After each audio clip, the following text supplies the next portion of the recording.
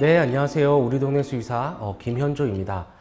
저번 시간에는 저희가 이제 건치와 관련된 꿀팁을 제가 전해드렸다고 하면 오늘은 잇몸 질환에 대해서 말씀을 좀 드리고자 합니다.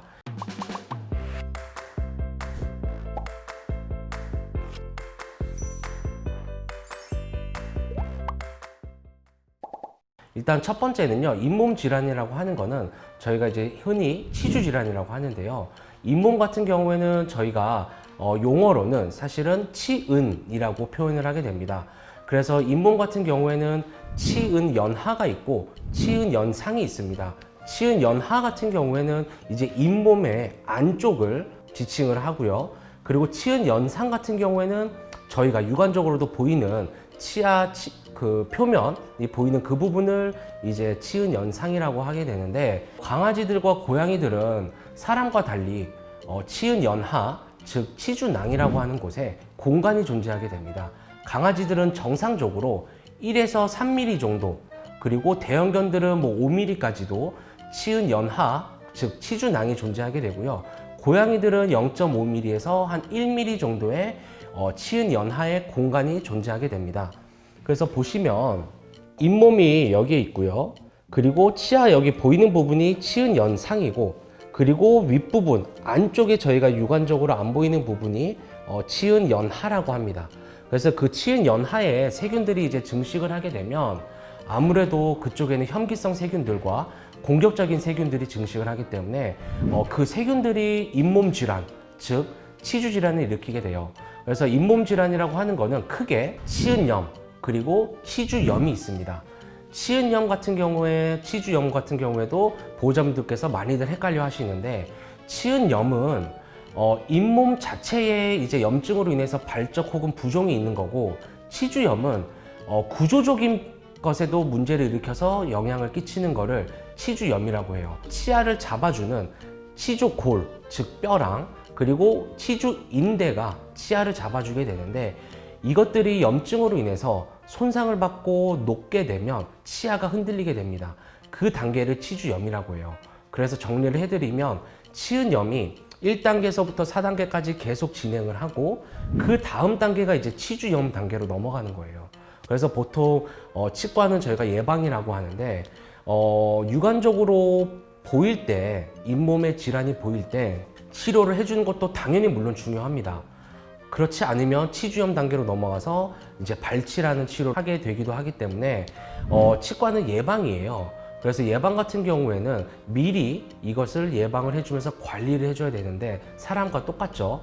그래서 고양이들이나 강아지들은 논문을 한번 찾아보니까 통계가 나와 있는데, 고양이와 강아지들 2년 혹은 2년 반, 그러니까 2살령 때부터 보통 강아지들은 80%이 치은연하라는 치주낭 공간에 치주 질환을 일으킨 세균들이 나타났다라는 보고가 있고, 고양이들은 한 70% 정도에서는 2살 때부터 그런 세균들이 증식을 했다는 보고가 있어요. 그래서 저 같은 경우에는 보통 이를 기반으로 해서 2살 반 때부터 스케일링과 잇몸 치료를 권해드리는 편입니다. 그래서 잇몸 치료라고 하는 거는 저희가 흔히 말하는 일반적인 스케일링, 즉 치은연상 있죠. 보시면 여기에 있는 것들을 제거를 해주는 거는 스케일링, 즉 치은연상 스케일링이고, 이 잇몸 안쪽에 저희가 잇몸 치료를 하는 거는 치은연하 스케일링이라고 합니다. 그래서 치은연하 스케일링, 즉 잇몸 안쪽을 따로 스케일링을 해주는 게 그만큼 매우 중요합니다. 그래서 보통 저희가 잇몸 치료를 할 경우에 먼저 뭐 치은연상, 즉 흔히 하는 스케일링을 하고, 잇몸 치료 안쪽에 있는 치은연하에도 스케일링을 해줌으로써 완벽하게 이제 세균들을 제거를 하는 치료를 하게 됩니다. 그래서 애기들 같은 경우에, 그러니까 고양이나 강아지들 같은 경우에 사람과 달리 이런 치주낭이라는 치은연하의 공간이 있기 때문에 여기를 효과적으로 양치질을 해주실 때도 효과적으로 그쪽을 칫솔질이 닿아야 돼요. 그래야만 예방이 가능하고 잇몸 질환으로부터 조금 벗어날 수 있습니다. 그래서 양치질만으로는 사실은 사람도 마찬가지지만 잇몸 질환을 예방할 수는 없어요. 그래서 주기적으로 1년에 한 번씩 스케일링을, 잇몸 치료를 해주게 됩니다. 그리고 흔히들 보호자분들께서 이제 집에서 스케일링, 초음파 스케일러를 이용해서 이제 스케일링을 제거를 해주신다고 하는데 간혹 저한테 물어보세요. 괜찮냐고. 그래서 저 같은 경우에는 사실 방금 말씀드렸던 것처럼 치석을, 치은 연상에 있는 치석을 제거를 하는 거면 어떻게든 될 것 같은데 치은 연하, 즉 치준항에 있는 세균들을 제거를 하려면 굉장히 아프겠죠.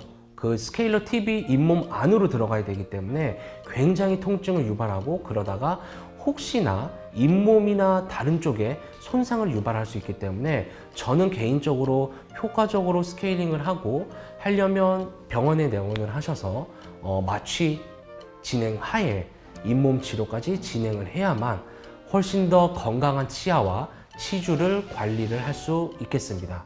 그래서 간혹가다 그렇게 궁금해하시는 보호자분도 계시지만 이 시간을 통해서 정확히 치은 그리고 치은 연상과 치은 연하에 대한 설명을 이제 좀 드리고 싶었습니다. 그래야만 효과적으로 우리 아이의 치아들을 관리를 할 수 있고 예방을 할 수 있기 때문에 네, 이 시간을 좀 마련을 했는데요. 일단 도움이 되셨는지는 잘 모르겠습니다.